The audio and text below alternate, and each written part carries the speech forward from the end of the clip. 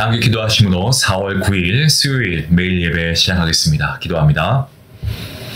하나님, 오늘도 예배하게 하시니 감사합니다. 예배함이 우리의 기쁨이 되게 하시고 예배를 통하여서 우리 안에 염려와 분주한 생각이 정리되게 하시고 주님 안에 말씀 안에 해답을 찾게 하시고 오늘도 매일 예배를 통하여서 말씀을 통해 기도 응답받는 귀한 시간 되게 허락하여 주시옵소서. 주의 말씀은 우리의 삶에 비치고 또한 하나님의 말씀이 정말 꿀송이처럼 달아서 우리가 이 세상이 줄 수 없는 만족과 평안을 경험케 하는 줄로 믿습니다. 하나님, 이 시간 우리의 거룩하지 못했던 우리의 죄성을 하나님께 내어놓고 나아가오니 먼저 주 예수 그리스도의 보혈로 우리의 마음을 정하게 하시고 이 시간 주님의 십자가의 공로를 의지하며 나아갑니다. 하나님에 대한 그러한 지식으로 충만케 하시고 그 지식을 넘어서 주님의 말씀을 통한 지혜를 누리게 하시고 말씀을 통한 평안과 회복과 치유의 역사가 하나님 오늘 이 예배 가운데 충만히 임하게 허락해 주시옵소서. 예배하는 주의 모든 주의 자녀 가운데 성령의 기름 부음을 허락해 주시고 성령으로 충만케 하여 주시옵소서. 오늘도 우리가 주님께 말씀을 통하여서 듣고자 하는 그 말씀의 은혜가 우리가 기대했던 것 이상으로 더욱더 넘치게 하시고 오늘도 우리가 이 말씀을 통하여 하루를 살아가고 또 오늘 하루 잘 마무리할 수 있도록 주님 은혜 베풀어 주시옵소서. 감사하며 예수님의 이름으로 기도하옵나이다. 아멘. 찬송가 197장 함께 하시겠습니다.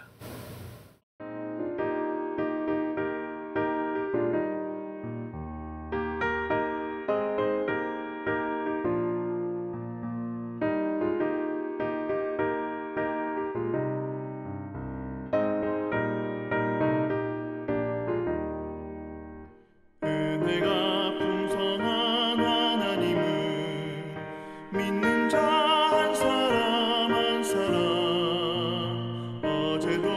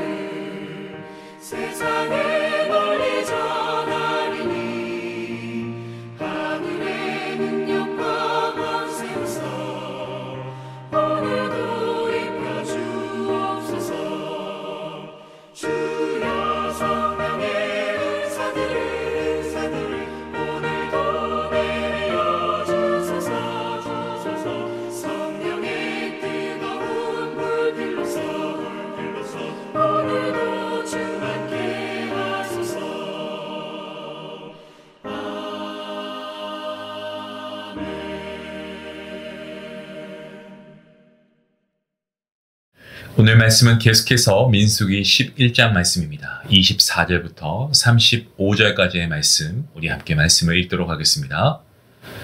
모세가 나가서 여호와의 말씀을 백성에게 알리고 백성의 장로 70인을 모아 장막에 둘러 세우매 여호와께서 구름 가운데 강림하사 모세에게 말씀하시고 그에게 임한 영을 70장로에게도 임하게 하시니 영이 임하신 때에 그들이 예언을 하다가 다시는 하지 아니하였더라. 그 기명된 자 중 엘다시다 하는 자와 메다시다 하는 자 두 사람이 진영에 머물고 장막에 나아가지 아니하였으나 그들에게도 영이 임하였으므로 진영에서 예언한지라. 한 소년이 달려와서 모세에게 전하여 이르되 엘닷과 메닷이 진중에서 예언하나이다 하매 택한 자 중 한 사람 곧 모세를 섬기는 눈의 아들 여호수아가 말하여 이르되 내 주 모세여 그들을 말리소서. 모세가 그에게 이르되 내가 나를 두고 시기하느냐. 여호와께서 그의 영을 그의 모든 백성에게 주사 다 선지자가 되게 하시기를 원하노라. 모세와 이스라엘 장로들이 진중으로 돌아왔더라. 바람이 여호와에게서 나와 바다에서부터 메추라기를 몰아 진영 곁 이쪽 저쪽 곧 진영 사방으로 각기 하릇길 되는 지면 위 2규빗쯤에 내리게 한지라. 백성이 일어나 그날 종일 종야와 그 이튿날 종일토록 메추라기를 모으니 적게 모은 자도 10호멜이라. 그들이 자기들을 위하여 진영 사면에 펴두었더라. 고기가 아직 이 사이에 있어 씹히기 전에 여호와께서 백성에게 진노하사 심히 큰 재앙으로 치셨으므로 그곳 이름을 기브롯 핫다아와라 불렀으니 욕심을 낸 백성을 거기 장사함이었더라.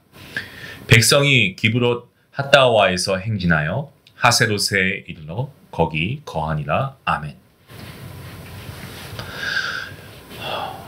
광야를 출발한 지 얼마 되지 않았습니다. 그리고 백성 중에서 계속 악한 말로 원망하는 일이 발생합니다. 이에 하나님의 불이 임했고 그곳을 다베라라고 불렀습니다.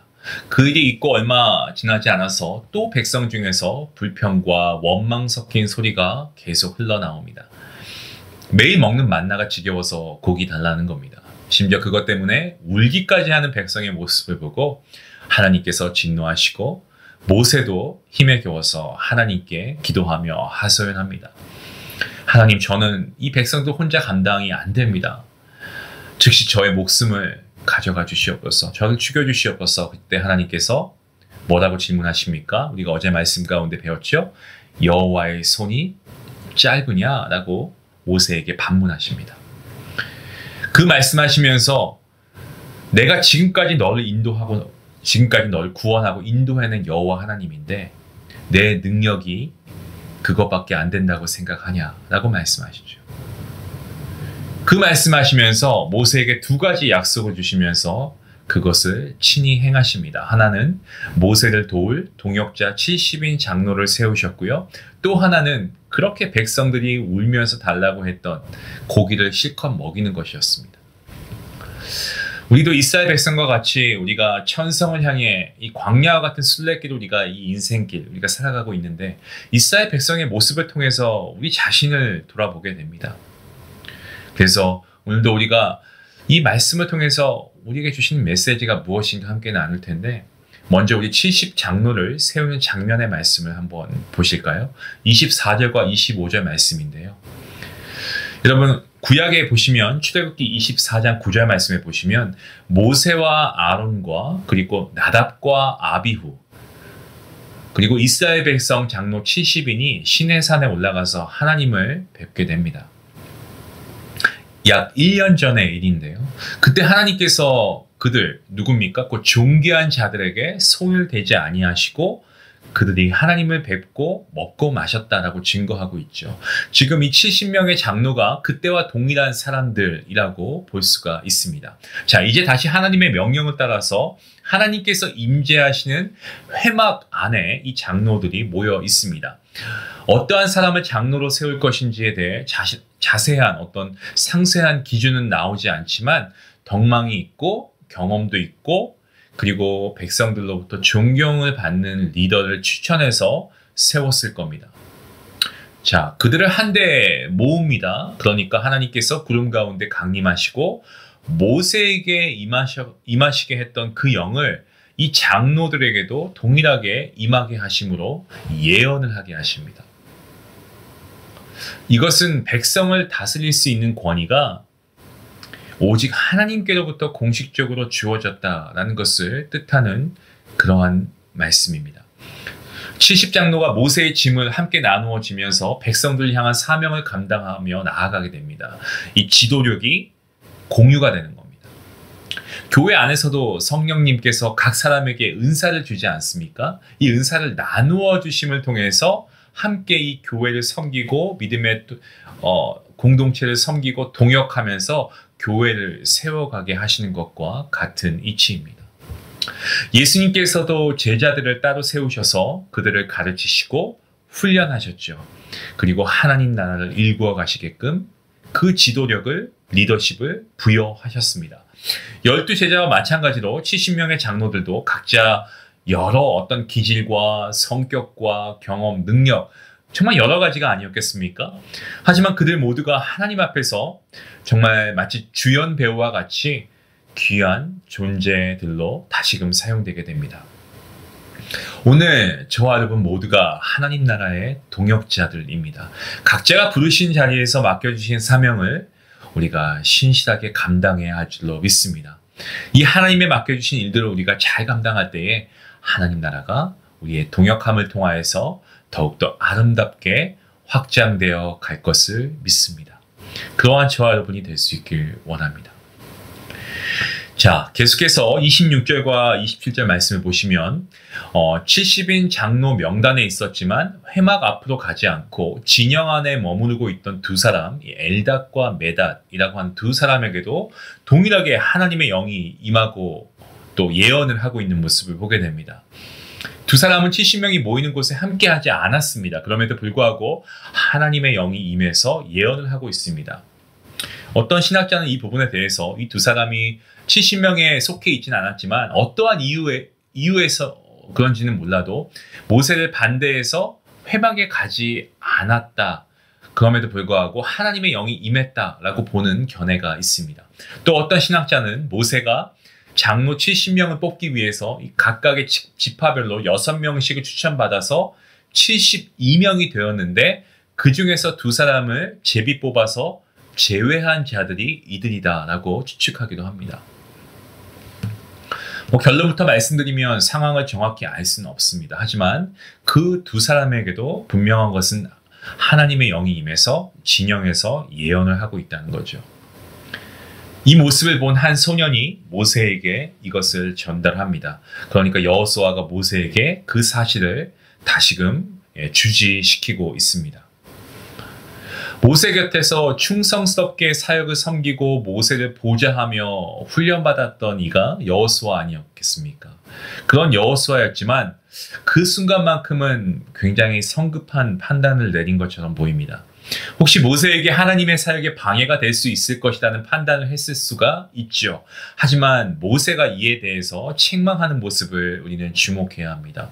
모세는 하나님께서 그의 영을 모든 백성에게 주시고 다 선지자가 되게 하시기를 원한다라고 말씀합니다. 조선 세종 때 이 한글이 창제되었습니다. 하지만 백성들에게까지 보급되지는 못했죠. 지도자들은 종종 이 우미나 정책을 펴서 어떻습니까? 백성들의 지식을 가지고 그들의 수준이 올라가는 것을 막으려고 하는 경향이 있었습니다. 그죠? 하지만 모세는 어떻습니까? 이 백성들 모두가 선지자가 될 정도로 영적으로 성장하기를 원하고 있습니다. 또 하나님의 영이 임해서 예언할 수 있기를 바랐습니다. 그것이 하나님의 마음이었을 거라고 저는 생각합니다. 하나님은 지금도 하나님의 거룩한 주의 백성들, 이 모든 그리스도인들이 영적으로 성장하고 성숙하고 그리스도의 장성한 분량에 이르기를 원하고 계십니다. 우리의 어제보다 오늘 더 성장하기 위해서 어떠한 훈련의 과정이 필요한지 우리가 한번 돌아보면 좋겠습니다. 그리고 나이를 불문하고 그 여러분의 상황과 어떠한 이치를 우리가 다 좀 내려놓고 우리가 훈련받아야 할 부분이 있다면 우리가 이런 훈련의 모습을 좀 가지면서 우리의 믿음을 더욱더 세워나갈 수 있기를 원합니다. 자, 이제 하나님께서 두 번째 말씀하신 것을 행하고 계십니다. 본문 31절과 32절 말씀을 보시면 하나님 백성들에게 메추라기 고기를 내려주십니다. 여기서 이 바람이 하나님의 영, 성령을 가리키고 있는지 아니면 하나님께서 어떤 자연적인 바람을 초자연적으로 일으키게 하셔서 그렇게 하셨는지 명확히 우리가 말씀을 통해서는 알 수 없습니다만은 메추라기를 몰아서 이스라엘의 백성들이 있는 그 진영에 있는 곳에 떨어지게 하신 것은 분명합니다. 약 1년 전에도 신광야에서 메추라기를 주신 하나님이십니다. 메추라기가 내린 땅의 넓이가 얼마나 넓은지 진에서 양쪽에서 하룻길 정도의 길이, 이 하룻길 정도의 그 정도의 길이만큼이었기 때문에 대략 한 반경 한 25마일, 그죠? 25마일까지는 아니고 한 20마일 정도에 해당하는 지역으로 추정합니다. 그야말로 엄청난 양의 고기를 준비하신 거죠. 그리고 지면 위 이 2규빗쯤 되면 2규빗쯤 되는 그 높이만큼 내리게 하셨다라고 합니다. 그러니까 메추라기가 쌓여가지고 제가 인치는 잘 모르겠습니다만 이 90cm 정도 높이가 된 것인지 아니면 이 떨어진 메추라기가 막 파닥거리면서 날개짓 하는 모양이 그 정도 되어 쌓인 것처럼 보였는지 명확히 알 수는 없지만 아무튼 이스라엘 백성들은 이틀 동안 정말 그야말로 엄청난 양의 메추라기를 잡아서 입에 물릴 때까지 먹게 되었습니다. 말씀을 보니까 적게 모은 자가 10호멜을 거두었다라고 기록하고 있죠. 10호멜이라고 하면 그것은 약 한 2200리터 정도 됩니다. 정말 그토록 풍성하게 고기를 내려주셨음에도 불구하고 백성들은 그 이틀 동안 자기들의 욕심을 채우기 위해서 눈에 혈안이 되어 있습니다. 또한 고기를 진영 사방에 펴두었다라고 합니다. 이것은 많은 양을 한꺼번에 먹을 수 없었기 때문에 고대 이집트에서 하던 방법대로 고기를 이 햇볕에 둬서 말려서 보관하려고 했을 것이다 라는 그런 견해가 있고요. 또 그것을 많이 쌓아서 함께 파티를 즐겼다라고 하는 또 다른 견해가 있습니다. 결국 이러한 행동은 오직 자기를 위해서 한 거죠. 날마다 필요한 것을 채우시고 공급하시는 그 하나님의 능력을 바라보지 않았고 하나님의 채우심을, 공급하심을 바라보지 않았고 자기의 탐욕을 채우는 인간의 악한 죄성, 이 본성을 보게 됩니다. 하나님과 동행하는 삶으로 충분히 만족할 수 있었음에도 그들 모두가 자기의 욕심을 채우기 위해 급급한 모습, 이것을 통해 오늘 우리가 살아가는 모습을 돌아보게 됩니다. 그 탐욕의 결과가 무엇이었습니까? 죽음입니다. 고기가 아직 이 사이에 있었다라고 본문 33절부터 35절 말씀에 나와 있는데 정말 백성들의 탐욕이 얼마나 절정에 이르고 있었는가를 우리로 하여금 알게 해주는 대목입니다. 그 결과는 하나님의 진노하심이었습니다. 고기가 씹히기도 전이라고 하는 이 표현은요, 번역본을 보시면 씹혀서 사라지기도 전, 이렇게 번역되어 있습니다. 고기를 탐해서 욕심부리던 그들의 모습을 차마 하나님께서 보지 못하시고 그 즉시 심판하신 겁니다. 큰 재앙으로 치십니다. 그리고 그 장소의 지명을 기브롯 핫다와, 탐욕의 무덤들이라고 번역할 수 있습니다. 고기를 탐하던 이스라엘 백성의 모습에서 우리의 모습이 보이지 않습니까? 특별히 내가 탐하는 그 어떤 것이 있는지 우리가 한번 돌아보길 원합니다. 그 정욕과 탐심, 우리가 좀 날마다 우리 예수님의 십자가에 못 박는 삶이 되어야 하겠습니다. 하나님의 예언하심은, 하나님의 예언은 정녕 말씀하신 대로 다 성취가 되었습니다. 여러분, 어제의 말씀에도 있었던 말씀이지만 우리가 기억해야 될 말씀이 있습니다. 여호와의 손이 짧으냐, 이 말씀. 세상의 풍파와 유혹, 그리고 우리 마음속으로부터 불평과 원망, 우리를 막 집어삼키려고 할 때 그 순간에 세상과 우리 자신을 향해서 우리가 외치고 선포해야 할 말씀입니다. 여호와의 손이 짧으냐? 비록 우리의 인생길이 죽음의 광야길이라고 해도 우리가 그 능하신 하나님의 구원의 손을 잡고 하나님과 함께 동행한다면 그 길은 죽음의 길이 아니고 영원한 천국 입성하는 길이 될 줄로 믿습니다. 가나안을 향한 생명과 소망의 길로 일구어지게 될 줄로 믿습니다. 오늘도 저와 여러분 믿음의 눈을 들어서 하나님을 바라보고 세상 욕망을 우리가 좀 과감히 벗어버리고 하나님의 말씀하시는 이 말씀에 순종함으로 하나님과 동행할 수 있는 그러한 복된 오늘 하루가 될 수 있기를 주님의 이름으로 간절히 축원합니다. 기도하시겠습니다. 하나님 감사합니다. 오늘도 말씀을 통하여서 이 이스라엘 백성들의 욕망을 우리가 바라보면서 내 스스로를 바라보게 하시니 감사합니다. 자기 자신의 사리사욕을 채우고 내 배를 채우기 위한 이 인간의 욕망, 정말 이것이 우리에게는 죄인 것임을 우리는 알면서도 같은 죄를 우리가 범하며 살아가고 있습니다. 이 시대 가운데, 이 세대 가운데 오직 떡이 아닌 하나님의 말씀으로 배부를 수 있는 그러한 주의 백성되게 함께 하여 주시옵소서. 아버지, 우리의 인생길 가운데 주님께서 말씀을 통하여 우리의 길을 조명하여 주시고 우리의 삶, 정말 하나님이 기뻐하시는 삶이 될 수 있도록 인도하여 주시옵소서. 무엇보다 우리의 눈을 들어서 하나님과 하나님의 말씀을 바라보며 날마다 하나님을 신뢰하고 하나님을 사모하는 주의 자녀가 되게 허락하여 주시옵소서. 감사하며 예수님의 이름으로 기도합니다. 아멘. 오늘 말씀을 통해서 우리 함께 같이 기도하길 원합니다. 여러분, 오늘 말씀 여러분 어떻게 적용하시겠습니까? 여러분이 갖고 있는 탐욕은 어떤 것이 있습니까? 결국 하나님의 심판을 받았습니다. 여러분, 하나님보다 더 사랑하는 것은 탐욕입니다. 우상 숭배입니다.